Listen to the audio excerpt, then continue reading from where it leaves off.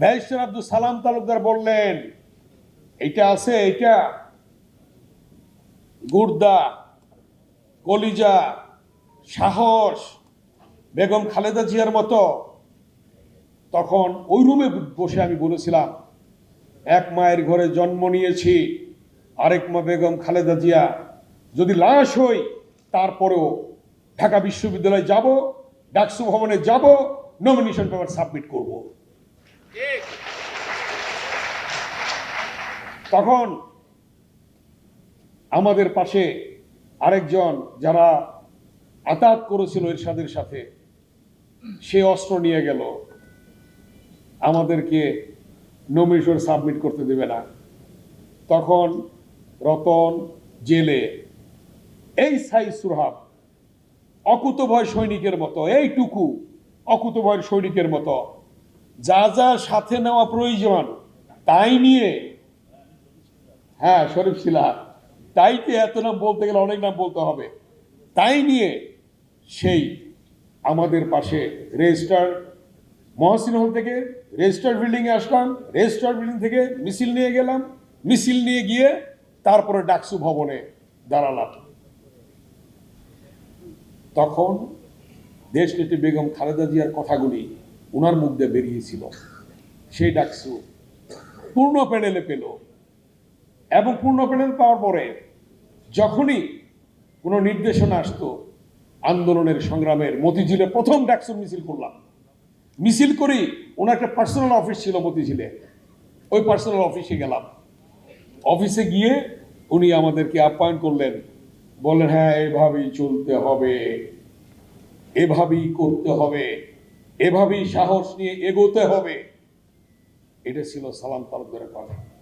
তারপর আরেকটা ঘটনার কথা, আর দুইটা ঘটনা আমি বলি, সংক্ষেপে বলবো।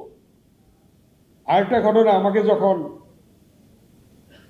এমপি নমিনেশন দিল, দেশনেত্রী বেগম খালেদা জিয়া বললেন যে দেশে সালাম তালুকদারের কথায় যে বাক স্বীকার করতে হবে, আমাকে বাক স্বীকার করতে হলে কেরানীগঞ্জ আমানকে লাগবে। তখন অনেকেই প্রার্থী ছিল, তখন আমাকে নমিনেশন দিলেন। আমি বললাম যে আমি এখন করবো না, আরো 5 বছর পরে করবো। তখন আমি মাত্র 6 মাস ডাকসু ভিপি, 7 মাস 8 মাস হয়েছে, তখন ছাত্র দলের কনভেনার হয়েছি আমি ছাত্র অবস্থায়। ম্যাডাম বললেন না, তোমাকে করতে হবে। ডাকসু নির্বাচনের পরে, তারপরে এই এমপি ইলেকশন, 90-এর 6 জুন ডাকসুর ভিপি হইলাম, 27শে ফেব্রুয়ারি 91 সালে নির্বাচন। গেলাম, আমার একটা পার্সোনাল অফিস নিলাম, নির্বাচনী অফিস পার্টি অফিসের পাশে, সেখানে দাঁড়ালাম, বসলাম। সেখানে আমার উপর তৎকালীন আমার যে বিপরীতে ছিলেন মোস্তফা মহসিন মন্টু, তার লোকজনে পাগলা মিজানের নেতৃত্বে এসে গুলি চালানো শুরু করলো। এক পর্যায়ে সেই পার্টি অফিস থেকে যখন সংবাদ শুনলেন ম্যাডাম এবং ব্যারিস্টার আব্দুল সালাম তালুকদার, সাথে সাথে কামরুজ্জামান রতন এবং নাসিরউদ্দিন পিন্টুকে পাঠালেন সেই রোডের উল্টা দিকে। এসে ওই পাগলা মিজানকে ধরে সাথে সাথে পুলিশের হাতে তুলে দিলেন। গেলাম অফিসে, গিয়ে দেখি নাই কেউ। গেলাম ব্যারিস্টার আব্দুল সালাম তালুকদারের বাসায়। বাসায় যাওয়ার পরে পিঠে একটা থাপ্পড় দিয়ে বললেন যে বেগম খালেদা জিয়া বলেন নাই যে তোমাকে দিয়ে বাঘ শিকার করবে, মোস্তফা মহসিন নাকি মন্টু নাকি একটি বাঘ, সেই বাঘকে শিকার করতে হবে, এর জন্য যা প্রয়োজন তাই করতে হবে।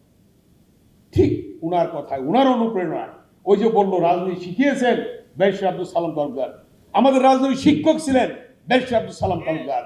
ব্যারিস্টার আব্দুল সালাম তালুকদার আমাদেরকে সেই অনুপ্রেরণা দিয়েছেন দেশনেত্রী বেগম খালেদা জিয়ার কথায়। অতএব তার কথা বলতে গেলে আরো বলতে হয়, উনি যখন মহাখালীর দায়িত্বে, হরতাল হাসিনার আমলে, অবৈধ সরকার আমলে, অনৈতিক সরকার আমলে, বিনা ভোটের সরকার আমলে, তখন আমরা মহাখালীতে নামলাম। এইদিকে যাদের বাসা তাদেরকে এখানে দায়িত্ব দেওয়া হলো, কারণ ওল্ড ডিওসিএসে আমাদের মহাসচিব তার বাসা। তখন উনি নামলেন, আমরা ছিলাম সাথে। নামার পরে মহাখালীতে গুলি, টিয়ার সেল কর্নেল অলি সাহেবও ছিলেন তখন। গুলি, টিয়ার সেল এগুলি চালানো হলো, পিছালেন না, আগাইতে থাকলেন। তখন আমি তাকে জড়ায় ধরলাম, সালাম ভাই আর না, চলেন, আমাদের সাকসেস হয়েছে, হরতাল সফল হয়েছে, এখন চলেন। কোথায় যাব? কিছুই নাই, রিক্সা নাই, গাড়ি নাই, ঘোড়া নাই। আমার বাসা ছিল পাশে, আমার আবার নিউ ডিউসিসে বাসা। তখন আমার বাসায় চলেন। গিয়ে বসলাম, হরতাল শেষ হলো, তারপরে তাকে বাসায় নিয়ে দিয়ে আসলাম। অসুস্থ, তারপরেও তিনি সেই দায়িত্ব পালন করেছেন, বেগম খালেদা জিয়ার দায়িত্ব পালন করেছেন, এবং তার বিশ্বস্ত হিসাবে, লিয়াজু কর্মীর চেয়ারম্যান হিসাবে দায়িত্ব পালন করেছেন, একজন বিশ্বস্ত নেতা হিসাবে। সেই বিশ্বস্ত নেতার স্বপ্ন ছিল একটি গণতান্ত্রিক সরকার। বিশ্বস্ত নেতার স্বপ্ন ছিল, ব্যারিস্টার আব্দুল সালাম তালুকদারের স্বপ্ন ছিল অনৈতিক, অবৈধ এই শেখ হাসিনার বিদায়। সেই বিদায় হয়েছে, কিন্তু দেখে যেতে পারলেন না। কিন্তু তার স্বপ্ন পূরণ হয়েছে। আজকে অবৈধ, অনৈতিক, আজকে এই খুনি ফ্যাসিস্ট হাসিনার বিদায় হয়েছে। ব্যারিস্টার আব্দুল সালাম তালুকদার নেই, কিন্তু তার স্বপ্ন আজকে পূরণ হয়েছে।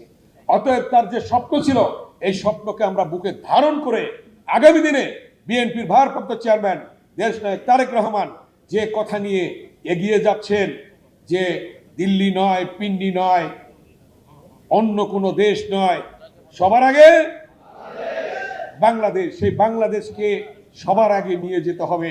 এবং সুদূর প্রসারী চিন্তা দিয়ে, যে সেই বেগম খালেদা জিয়ার মতো, ব্যারিস্টার সালাম তালুকদারের মতো যে কথা বলেছিলেন যে দেশ যাবে কোন পথে, ফয়সালা হবে রাজপথে, সেই রাজপথে ফয়সালা হয়েছে। এটা দেশ নেত্রী বেগম খালেদা জিয়ার কথা ছিল, ব্যারিস্টার আব্দুল সালাম তালুকদারের কথা ছিল। সে রাজপথ ছাড়া কোনো ফয়সালা কোনো ইতিহাসে হয় নাই।